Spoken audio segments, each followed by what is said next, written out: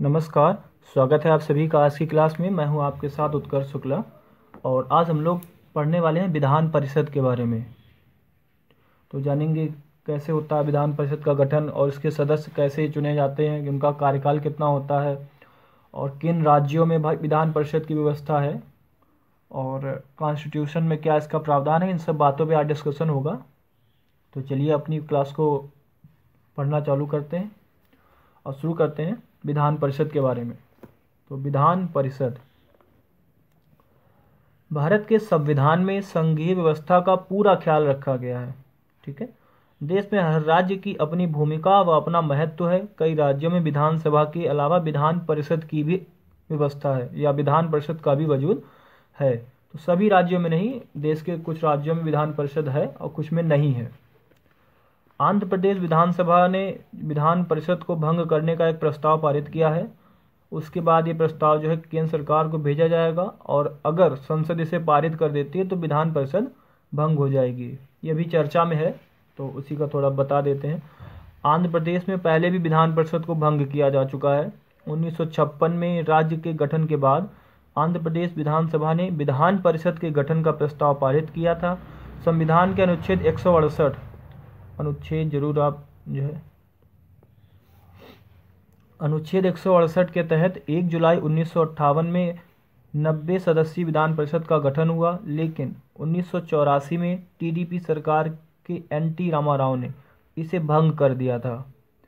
उस वक्त राज्य की अनुशंसा पर संसद ने विधान परिषद को भंग करने की अनुमति दे दी और 31 मई 1985 को विधान परिषद भंग कर दी गई। 1989 में कांग्रेस सरकार के आने पर राज्य सरकार ने 22 जनवरी 1990 को विधान परिषद के गठन को मंजूरी दे दी, लेकिन ये प्रस्ताव संसद में लंबित पड़ा रहा। फिर 2004 में कांग्रेस के आने पर राज्य सरकार ने 8 जुलाई 2004 को विधान परिषद गठन के प्रस्ताव को संसद से माफ भी दीजिएगा 2004 में फिर कांग्रेस के आने पर राज्य सरकार ने 8 जुलाई 2004 को विधान परिषद गठन के प्रस्ताव को केंद्र के पास भेजा।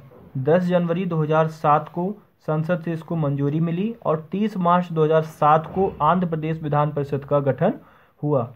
2014 में राज्य के पुनर्गठन के बाद इसकी सीटों की संख्या 90 से घटकर 58 रह गई। तो जब जो है राज्यों का पुनर्गठन हो गया आंध्र प्रदेश, तो नया राज्य बना, तेलंगाना अलग हो गया। दो नए राज्य जो है, पहले आंध्र प्रदेश था, 2014 में जो है आंध्र प्रदेश और तेलंगाना दो नए राज्य बन गए। तो जो है उसकी सीटों की संख्या 90 से घट के 58 रह गई थी। आगे क्या लिखा है, ये तो वही आंध्र प्रदेश की बात। अब बात करेंगे विधान परिषद की। विधान परिषद को राज्यों में लोकतंत्र की ऊपरी प्रतिनिधि सभा माना जाता है। इसके सदस्य अप्रत्यक्ष चुनाव द्वारा चुने जाते हैं, जबकि कुछ सदस्य राज्यपाल द्वारा मनोनीत किए जाते हैं। आइए जानते हैं विधान परिषद के गठन, इसकी शक्ति और इसकी कार्यप्रणाली को। तो जो एमएलसी का इलेक्शन होता है, एमएलसी चुनाव जो होते हैं वही विधान परिषद के चुनाव कहे जाते हैं। विधान परिषद के ही चुनाव होते हैं, मेंबर ऑफ लेजिस्लेटिव काउंसिल। और जो विधानसभा के होते हैं वो MLA, member of legislative assembly. अब राज्यों में विधानसभा को निम्न सदन तथा विधान परिषद को उच्च सदन माना जाता है। जैसे देश की संसद में लोकसभा को निम्न सदन और राज्यसभा को उच्च सदन माना जाता है, उसी प्रकार से राज्यों में विधानसभा को निम्न सदन और विधान परिषद को उच्च सदन माना जाता है। वर्तमान में देश के 6 राज्यों आंध्र प्रदेश, बिहार, कर्नाटक, महाराष्ट्र, तेलंगाना और उत्तर प्रदेश में विधान परिषद हैं। केंद्र शासित प्रदेश बनने से पहले जम्मू कश्मीर में विधान परिषद भी थी, जिसमें जम्मू कश्मीर के संविधान के अनुच्छेद 50 के द्वारा 36 सदस्यों की व्यवस्था की गई थी। ये नोट डाउन करने वाली बात है कि संविधान के अनुच्छेद 169, 171(1), 171(2) में विधान परिषद के गठन का प्रावधान है। अनुच्छेद 171 किसी राज्य में विधानसभा के अलावा विधान परिषद का विकल्प प्रदान करता है, लेकिन राज्यों के संदर्भ में 2 सदनों का प्रावधान भारतीय संविधान की आधारभूत विशेषता नहीं है। संविधान में कहा गया है कि विधान परिषद के गठन का निर्णय राज्यों को स्वयं करना होगा। लेकिन इसका अर्थ ये नहीं है कि राज्यों को विधान परिषद के गठन की पूर्ण स्वतंत्रता है। इसका प्रावधान कुछ अनुच्छेद लिखे गए, उनको देख लेते हैं। अनुच्छेद 169 में किया गया है। अनुच्छेद 168 में राज्यों में विधानमंडल का प्रावधान करता है। अनुच्छेद 169 राज्य में विधान परिषद के गठन का प्रावधान करता है। यदि राज्य की विधानसभा ने इस आशय का संकल्प विधानसभा की कुल सदस्य संख्या के बहुमत द्वारा उपस्थित और मत देने वाले सदस्यों के कम से कम 2/3 बहुमत से पारित किया हो, इसके बाद अनुच्छेद 171(2) के तहत राज्यसभा व लोकसभा साधारण बहुमत से प्रस्ताव पारित करती है, जिसे राष्ट्रपति के पास हस्ताक्षर के लिए भेजा जाता है। हस्ताक्षर होते ही विधान परिषद के गठन की मंजूरी मिल जाती है। तो इस तरीके से जो है विधान परिषद का गठन होता है। पूरी प्रक्रिया होती है इसमें। पहले जो है केंद्र के पास भेजा जाएगा, फिर संसद में जाएगा, फिर राष्ट्रपति के हस्ताक्षर होंगे और इस प्रकार राज्य में विधान परिषद का गठन हो जाता है। हालांकि इस प्रकार से संविधान में परिवर्तन आता है, लेकिन इसे अनुच्छेद 367 के तहत संविधान संशोधन नहीं माना जाता है। तो किस अनुच्छेद के तहत? अनुच्छेद 367 के तहत ये संविधान संशोधन नहीं माना जाता है। विधान परिषद के सदस्यों का कार्यकाल 6 वर्ष का होता है। जिस तरीके से राज्यसभा के सदस्यों का 6 वर्ष का होता है, वैसे ही विधान परिषद के सदस्यों का भी कार्यकाल 6 वर्ष का होता है और प्रत्येक 2 साल के बाद इसके 1/3 सदस्यों का कार्यकाल समाप्त हो जाता है। ये एक स्थायी सदन है।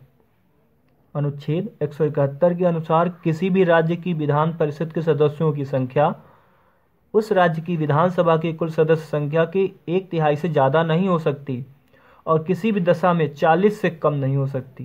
ये दोनों कंडीशंस हैं। ज़्यादा जो विधानसभा है उसके कुल सदस्यों की 1/3 से ज़्यादा नहीं होगी और कम से कम 40 तो हो ही, और कम 40 से कम नहीं हो सकती। अनुच्छेद 171 के तहत विधान परिषद के सदस्यों के चुनाव का प्रावधान करता है।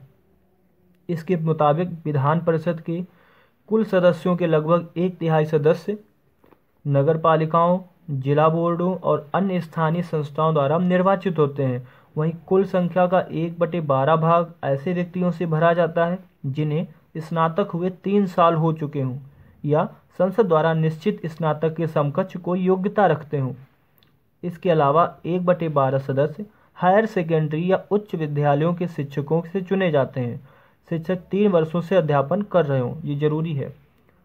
ये नहीं कि एक साल की यही ग्रेजुएशन हुआ हो तो वो बोर्ड MLC का जो है डाल सकता है, ऐसा नहीं है। 3 साल पूरे होने चाहिए, चाहे वो स्नातक के हों, और जो शिक्षक वाला है उसमें भी 3 वर्षों से वो अध्यापन कर रहे हों।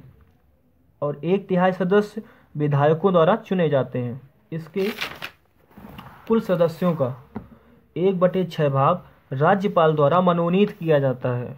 राज्यपाल साहित्य, विज्ञान, कला, सहकारी आंदोलन व समाज सेवा में अनुभवी व्यक्ति को मनोनीत करते हैं। सभी सदस्यों का निर्वाचन आनुपातिक प्रतिनिधित्व प्रणाली के आधार पर एकल संक्रमणीय मत द्वारा गुप्त रीति से किया जाता है। तो ये भी बहुत इम्पोर्टेंट बात है। अब योग्यताएं क्या होनी चाहिए विधान परिषद का सदस्य बनने के लिए, वो भी पढ़ लेते हैं। कि वो भारत का नागरिक हो, उसकी आयु कम से कम 30 वर्ष हो, वो पागल या दिवालिया ना हो, उस क्षेत्र की मतदाता सूची में उसका नाम होना चाहिए जहां से वो चुनाव लड़ रहा है, और संसद का सदस्य ना हो। अब जानते हैं राज्यसभा और विधान परिषद की शक्तियां और दोनों में अंतर। दोनों बातें जो है जान लेते हैं। राज्यसभा, विधानसभा, दोनों शक्तियां क्या है और दोनों में अंतर क्या है। विधायिका के दूसरे सदन यानी विधान परिषद को 2 वजहों से काफ़ी महत्वपूर्ण माना जाता है। एक, लोकप्रिय निर्वाचित सदन द्वारा जल्दबाजी में कार्यवाही करने पर अंकुश लगाना। दूसरा, ये सुनिश्चित करना कि जो लोग प्रत्यक्ष तौर पर चुनाव के जरिए विधायी प्रक्रिया में भाग नहीं ले सके, उन्हें अप्रत्यक्ष रूप से उस प्रक्रिया में शामिल होने का मौका मिले। विधानसभा और विधान परिषद के कार्य और शक्ति, इसके बारे में पढ़ लेते हैं। साधारण विधेयक को दोनों सदनों में पेश किया जा सकता है, लेकिन असहमति की स्थिति में विधानसभा प्रभावी होती है। विधान परिषद किसी साधारण विधेयक को अधिकतम 4 माह तक ही रोक सकती है।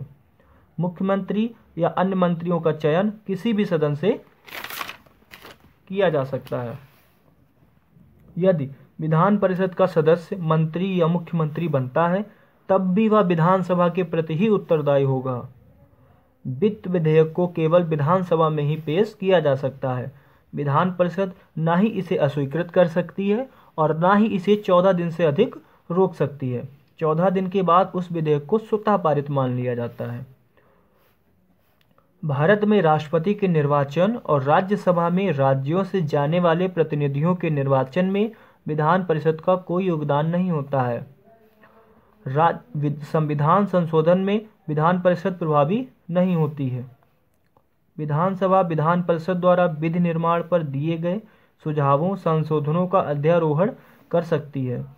विधान परिषद का अस्तित्व विधानसभा पर ही निर्भर है। विधानसभा की सिफारिश पर संसद विधान परिषद को समाप्त कर सकती है। कई मामलों में विधान परिषद की संरचना राज्यसभा जैसी दिखाई पड़ती है, पर विधान परिषद की विधायी शक्ति सीमित होती है। राज्यसभा और विधान परिषद के कार्य और शक्ति देख लेते हैं पॉइंट बाय पॉइंट। कुल 7 पॉइंट लिखे। राज्यसभा के पास गैर वित्तीय विधानों को आकार देने की पर्याप्त शक्ति है, लेकिन विधान परिषद के पास इन शक्तियों का अभाव है। राज्यसभा सदस्यों के विपरीत विधान परिषद के सदस्य राष्ट्रपति उपराष्ट्रपति चुनाव में भाग नहीं ले सकते। तो विधान परिषद के जो सदस्य हैं वो राष्ट्रपति जी और उपराष्ट्रपति जी के चुनाव में भाग नहीं ले सकते हैं। तीसरा है, राज्यसभा का सभापति उपराष्ट्रपति होता है, जबकि विधान परिषद का कोई सदस्य ही विधान परिषद का सभापति होता है। राज्यसभा में राज्यों का प्रतिनिधित्व होता है और यह संघवाद को बढ़ावा देती है। राज्यसभा विधान परिषद की तरह केवल सलाहकारी या साधारण इकाई नहीं है। विधान परिषद के सदस्य अलग अलग तरीकों से निर्वाचित होते हैं और इसमें नामित सदस्यों की संख्या अधिक होती है। इसका गठन ही इसको कमजोर बनाता है। नेक्स्ट है, राज्यसभा के गठन का आधार समान है। इसके सदस्य प्रमुख रूप से राज्यों के विधानसभा सदस्यों से निर्वाचित होते हैं तथा केवल 12 सदस्य ही राष्ट्रपति द्वारा नामित किए जाते हैं। नेक्स्ट, विधान परिषद विधानसभा के अनुसार ही कार्य करती है। ये बड़ी इंटरेस्टिंग बात है। विधान परिषद को भंग करने के लिए वही प्रक्रिया है जो इसके गठन के लिए होती है। सेम प्रोसेस होता है इसको जो है अस्तित्व में लाने के लिए और हटाने के लिए। विधानसभा पूर्ण बहुमत से उपस्थित और मतदान करने वाले 2/3 बहुमत से विधान परिषद को खत्म करने का प्रस्ताव संसद को भेजे। तो विधानसभा अगर बहुमत से उपस्थित और मतदान करने वाले 2/3 बहुमत से विधान परिषद को खत्म करने का प्रस्ताव संसद को भेजती है और संसद उस पर अपनी मोहर लगा दे, मतलब अपनी मंजूरी दे दे। संसद ने अपनी इसी शक्ति से 1969 में पंजाब, पश्चिम बंगाल, 1985 में आंध्र प्रदेश, 1986 में तमिलनाडु की विधान परिषद को समाप्त कर दिया था। तो ये शक्तियां जो हैं संसद के पास हैं, किसी विधानसभा को भंग करने की और अस्तित्व में लाने की, दोनों। विधान परिषद गठन और समाप्त करने के लिए प्रक्रिया एक ही होती है। इसके लिए विधानसभा एक बिल पास करती है, वो प्रस्ताव केंद्रीय सरकार को भेजा जाता है, केंद्रीय कैबिनेट उस पर विचार करती है। उसके बाद केंद्रीय सरकार संसद में एक प्रस्ताव रखती है या पारित करती है और संसद अगर मंजूरी दे देती है तो विधान परिषद को गठित भी किया जा सकता है और विधान परिषद को भंग भी किया जा सकता है। तो ये थी जानकारी विधान परिषद के बारे में। आशा करता हूँ दी गई जानकारी आपके लिए लाभदायक रही होगी और इसी तरीके के अन्य विषयों पर डिस्कशन करने के लिए सदैव हमारे साथ जुड़े रहिएगा। तब तक के लिए आज्ञा दीजिए। अपना व अपनों का ख्याल रखिए। नमस्कार, धन्यवाद।